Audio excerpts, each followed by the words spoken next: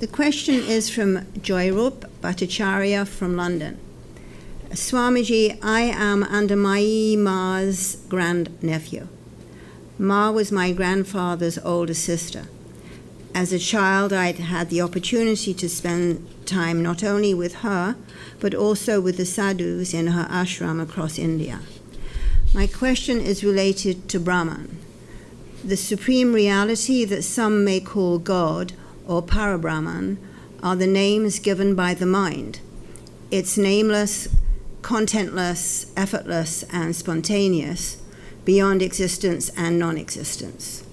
Words can't define it, and the mind can't comprehend it.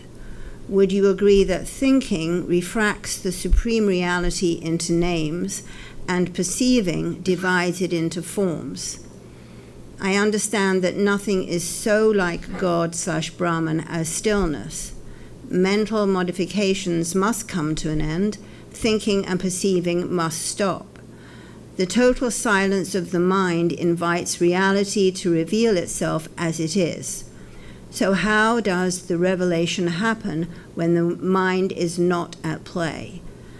I can intuitively guess that when the mind is not in action, the individuality, sense of I, disappears, and then the light shines upon itself, i.e. Brahman is revealed. Am I right, Swamiji?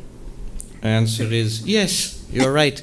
Yes to all the questions. It's well thought out, well explained. So he starts off, by the way, I didn't know that he was, so that wonderful lineage, his, I think, grand aunt would be Anandamayi Ma, who was a great mystic, a fully realized being.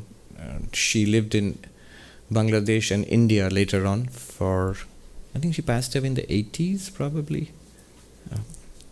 So, all right, so you belong to this wonderful lineage. Yes, you're right. When you say that this is beyond time and space, beyond name and form, it is only thinking that refracts, that gives names to it, and perceiving that creates individuation. And then nothing is as similar to Brahman as stillness, because in stillness that individuality drops away, this thinking stops, perceiving stops, and the reality manifests itself. All good, all good.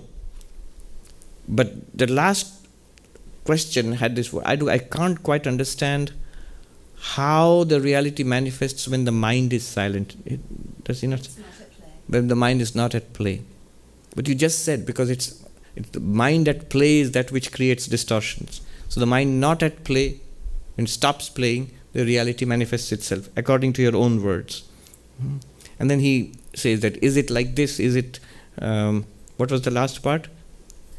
I can intuitively guess that when the mind is not in action, the individuality, sense of I, disappears, and then the light shines upon itself, i.e. Brahman is revealed. Perfect. And this is called the yogic path, the way of silencing the mind. The mind generates distortions, and if you silence the mind actively, if you fall asleep, it won't work. Then also the mind is silenced. And then also the sense of individuality disappears. Then also your samsara disappears. It's a deep sleep. You don't exist as an individual. Where is your samsara? Everything is gone. It's perfect. But only thing is it's not perfect, because everything is there. It'll all come back in some time when you wake up from deep sleep. But this is the yogic path. The yogic path says the problem is the distortion set up by the mind, as he says. And therefore the solution must be calming the mind down. When you calm down, when you settle the movements of the mind, the reality should shine through. Patanjali Yoga Sutra says, Yogas Chitta Vritti Nirodha. Yoga, definition of yoga. It's not downward dog. It is the cessation of the play of the mind, the activities of the mind. Swami Vivekananda says, like a lake, when the water is very pure and there are no ripples or waves, you can see straight through to the bottom of the lake. That example he gives. Otherwise, when there are ripples and the water is muddy, then you can't see through to the bottom of the lake. Similarly, when the mind is at play, the reality which is within the mind, which is deeper than the mind, sort of the ground of the mind, or the real nature of the mind, will not manifest itself. This is yogic. But now let me complicate it. There's a little thing which he has said that I can't quite understand, that without the play of the mind, how, in the absence of the activity of the mind, how does it manifest itself? Think about Sri Ramakrishna, Vivekananda, Ma Sharada, Ramana Maharshi and others, whoever is fully enlightened. In the middle of their day-to-day activities, when they are not in samadhi, when Sri Ramakrishna is talking or eating a jalebi or teaching, is his mind functioning or not? Yes. And at that point, is he fully enlightened, or is it everything obscured at that point? He's fully enlightened.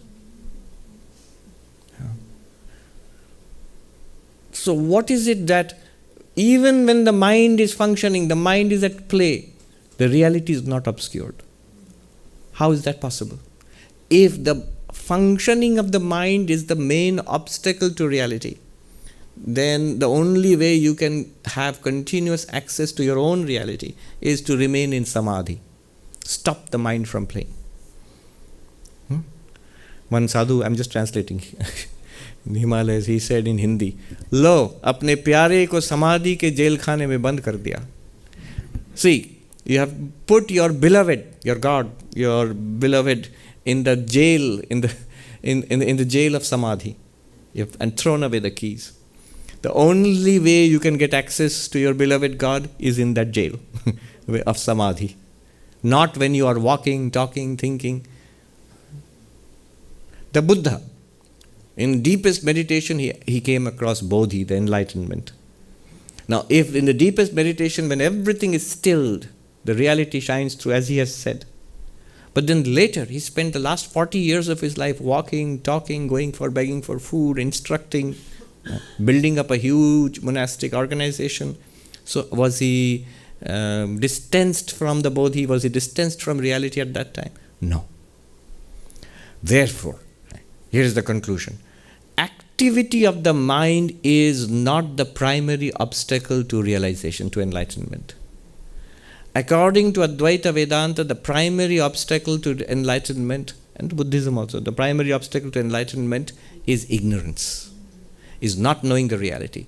In deep meditation, when the mind is stopped and the reality shines through and you realize what it is, after that even when the mind is functioning, you still see it.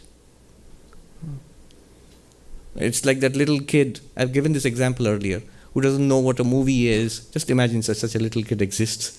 And then the father takes him to a city to show him a movie, a cinema, and says that it's a screen on which there are pictures and there is sound and you can see a story. So when he enters the cinema hall, the movie has started. This is very important because when we enter the cinema hall of our life, the movie has started. If we started at the beginning, we would know everything. But nobody starts at the beginning. It's all going on nicely and we suddenly appear on the scene. And what happens? At first, the kid is immersed in the movie. That's what happens to us. We don't inquire what's the reality of what's going on. No little baby inquires of, mostly. They're immersed in everything that's going on. They're fascinated by the movie. And we remain like that. And most people remain at that baby stage throughout their lives. But some people begin to question, what's going on here? Who am I? What is all this? What's the point of it? Where is all this going? So then they turn up, on Ask Swami or something like that. And so the little kid after some time asked his dad, "Dad, so this is the movie?" "Yes." "Where's the screen?" And dad says, "There." Suppose he's watching Star Wars or something like that, So there. And he says, "Oh, the spaceship is the movie. Spaceship is the screen." No, behind that. "Oh, the planet is the screen." No, behind that. "Oh, behind that is empty space. So the empty space is the screen." No. You just remove all of this, and that's the screen. "Oh, so that means nothing. The screen is nothing."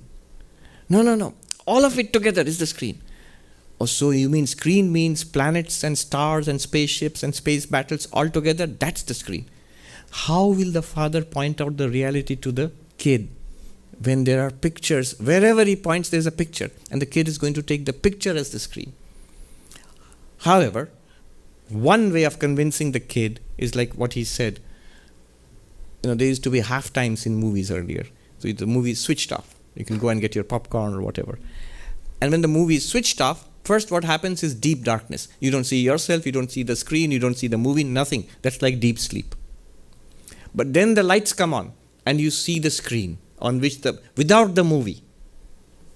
That's like what he is saying. When the mind is stilled, the play of the mind is stilled, the reality shines through. Not in sleep, through yogic meditation, that conscious stilling of the mind. The reality shines through. But next, an interesting thing happens.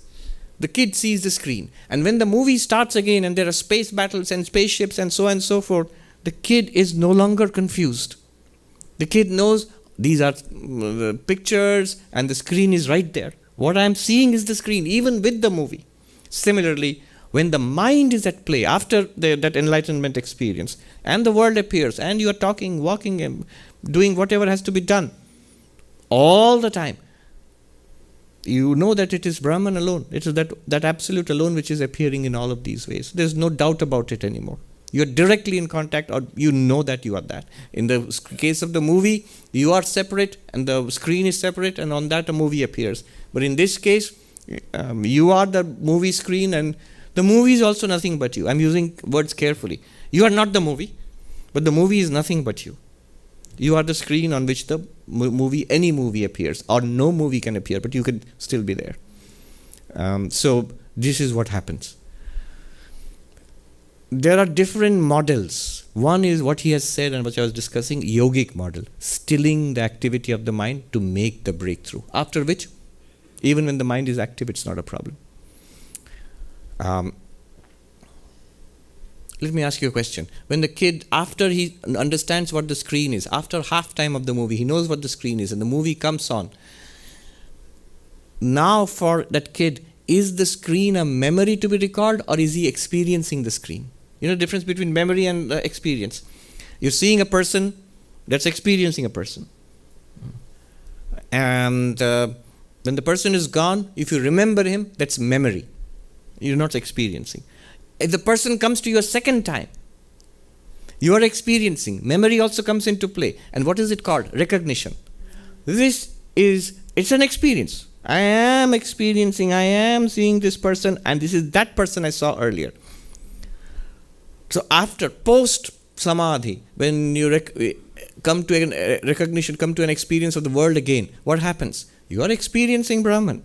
And also you are recognizing this is the same thing which appeared, which became clear in samadhi. It's now with the world, with people and everything. So this is the yogic approach. There's another approach. So this depends, the primary method here is the initial samadhi, the stilling of the mind to the deepest meditation possible. An instant's worth of that also is enough to make the breakthrough. Now, there's another way. If you say all this to a bhakta, a devotee, who loves Krishna, for example,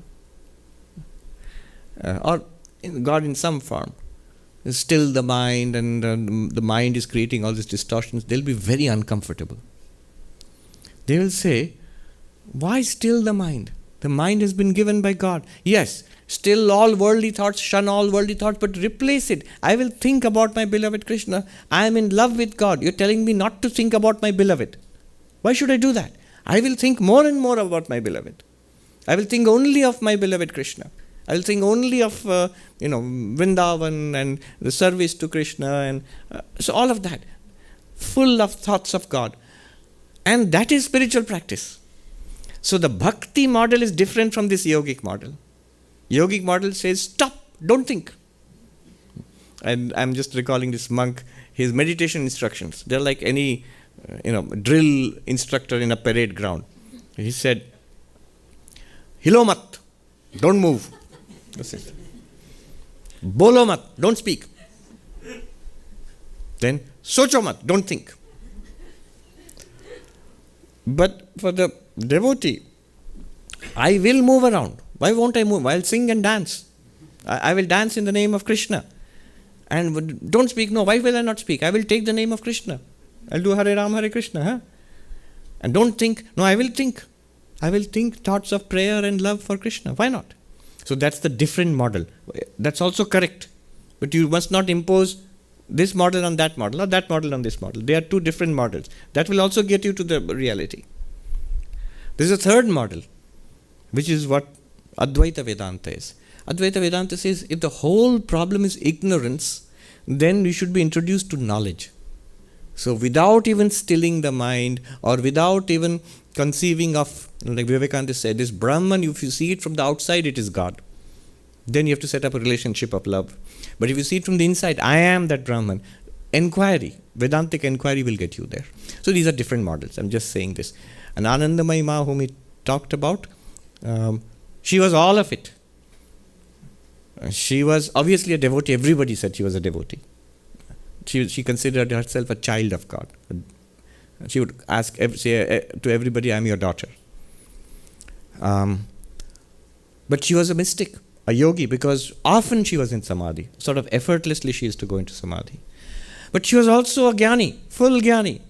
Because the professor Arindam Chakravarti, who has seen her a few times, he told me that she said to him and to others gathered around, I'll tell you in Bengali and then I'll translate. A startling teaching from someone who seems to be a complete devotee, dualistic. In Bengali she said, it's a pun. She says, Baba duniyai to dunya. Now I have to explain it. It works in Hindi and Bengali. Dunya is the word for world, samsara, dunya. But the first part of that word is du, means two. So only when you have two, you have samsara. That's what she was saying. It's a strongly Advaitic teaching. When you have no two, there is no samsara. You're free.